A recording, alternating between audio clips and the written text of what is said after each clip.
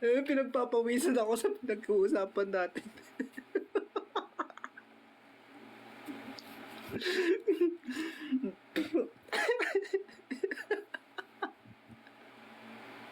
Lagot talaga tayo dito lahat.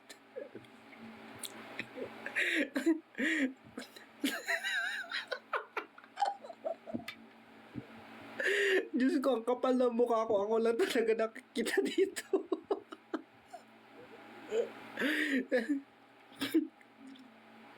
Hoy, sila naman nagsabi noon, tayo naman nag-uusap lang dito, kaya huwag kayong ano dyan. Ikaw na mag-replay dyan. Ikaw na ma-replay, oo. Putang ina, kapag kabay, Cebu mo. Alam nyo, napansin ko tong Cebu Milker, tapos ano ba yung isa? Manila Milker. Sabi ko, ba't alam niya yun? Sabi ko. But is it true? Ang daming delivery ng madaling araw. Totoo, sa Macarowell. Is it was it true na ni-spam daw yon sa niya, sa Comsec niya? It was a live with with Christian Perlas in QD. Si Brix ang nagsabi noon, magkaano-ano si Cebu Milker and Manila Milker, no? Sa kanila ko nga rin nalaman.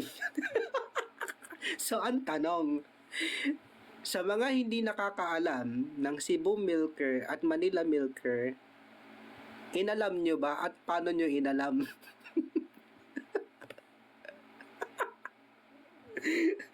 Wait lang.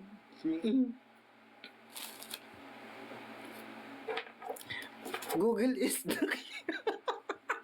follower si Marky. Alam na.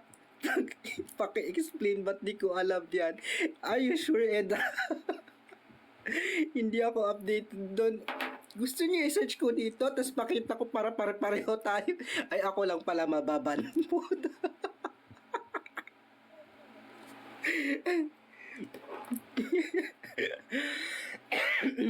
Wait lang.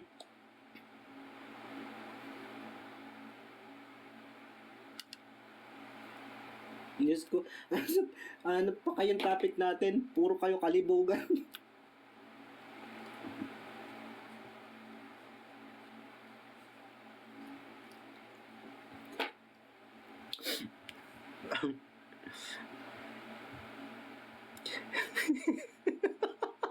Huwag. Uy, ang tinatanong ko kung paano nyo inalam. Dami pa innocent. Dati pa inosente ako, tapos natuto talaga ako sa Comsec. Pag to talaga, tokang ang live na replay, ubos tayo. Bahala kayo dyan pag ako, hindi na ako talaga mag-replay. Gusto ko matulog kasi 17 lang ako, pero parang interesting. Shoot ka, matulog ka na. Explain mo, press. Hindi ako makatulog. Yan. Diyos ko. Milker, alam ninyo.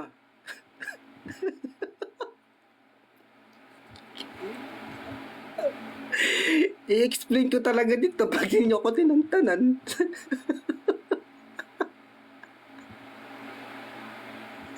Diyos ko. Dito pala ako matututo. Ay nako, tigilan na natin to, baka dami nga talagang bata, ini-eme nyo ako eh. Explain please.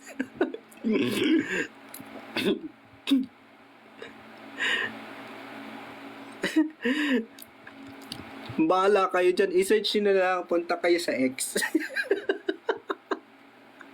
Anong leader gago?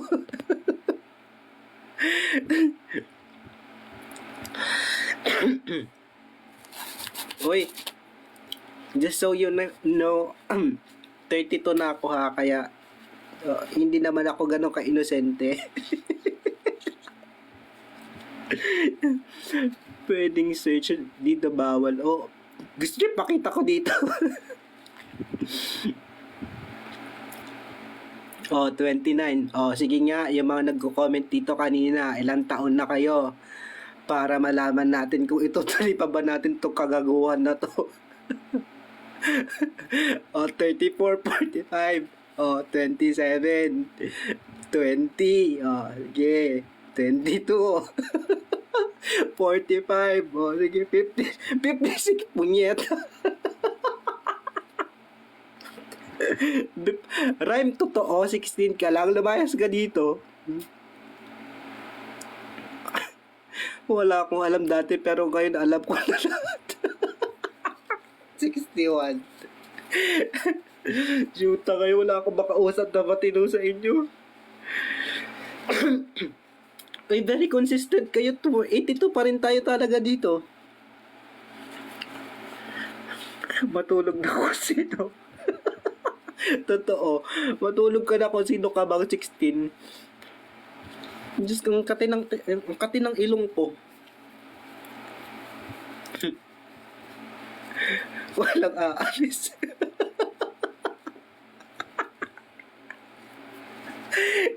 Ikaw na pa.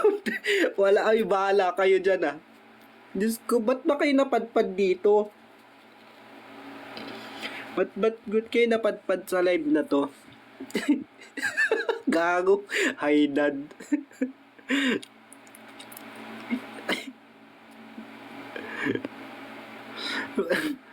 Diyos ko. Papagod ako sa inyo. Ano? Sinong susunod natin? Anong isusunod? Ay! Ay, hindi. Wait lang.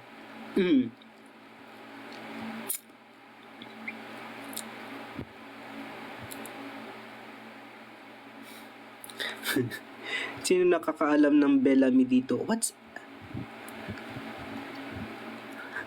Bellamy? Ako.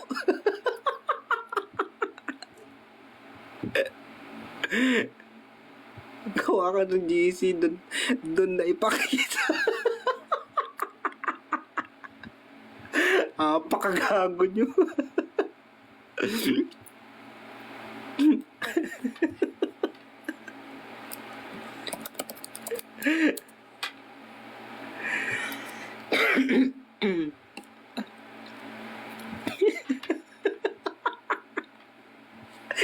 Oh, sige. Bellamy. Alam niyo Bellamy. Yeah.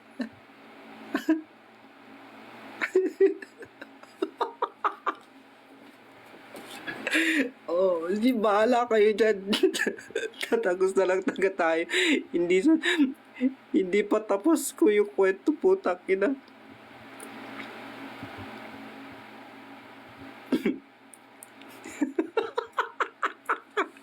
Roslyn, babae ka? Totoo. Napadala ako sa live book, masok ako na inosente, lalabas ako sa lawan. Uy, para mo namang sinabing apakabastos ko, apakademure ko nga.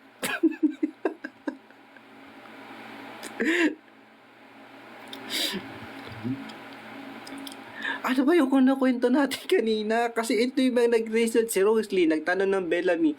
How do you pronounce it ba?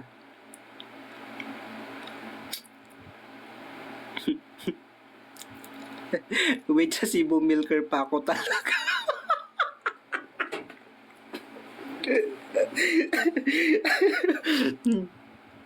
Hindi ko pa nga alam yung Milker, may Bellamy pa, Diyos ko lang.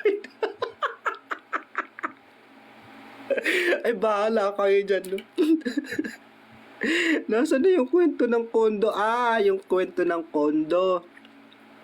Saan ba kayo? Pakatagal naman na kasi nun, be.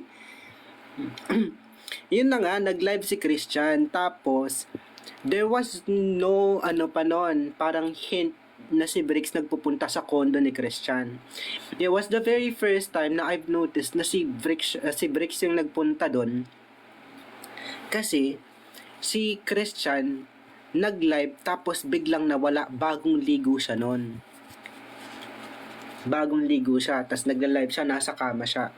Then suddenly, someone knocked on the door. Tapos, biglang apurap si Christian magpatay nung live. Tapos nagtataka ako, bakit wala pa si Bricks? Anong oras na? Normally, this time, nagla-live na sila. Si Christian din. Si Christian walang ginagawa. Si Christian kapag walang ginagawa, nagla-live lang yan. So nagtataka ako, wala. Sabi ko siguro magkasama tong dalawang to. And I had a alam mo yung intuition na talagang iniisip mo na magkasama kasi silang talaga. Kasi parang very simultaneous Nga, ano, pagpasok ni Christian, nag-live si Christian. Uy, nag-live si Christian na agad-agad. Tapos, few minutes after that, nag-live naman si Hoy Edeline, tigilan mo na yan, thank you. Nag-live naman si Bricks. Tapos sabi ni Bricks, kauuwi ko lang talaga sabi niya. Naggaling ako sa ganito, ganyan, sabi niya. But he wouldn't mention where. Oo nga pasabog si Ate Edeline nyo, thank you. Yun lang yung kwento noon. Pero ang ano ko nun kasi, ang thoughts ko nun kasi, or ang kinakikilig ko doon, it was the very first time na alam kong nagpunta doon si Bricks. At least on my own opinion, ha. Ganun.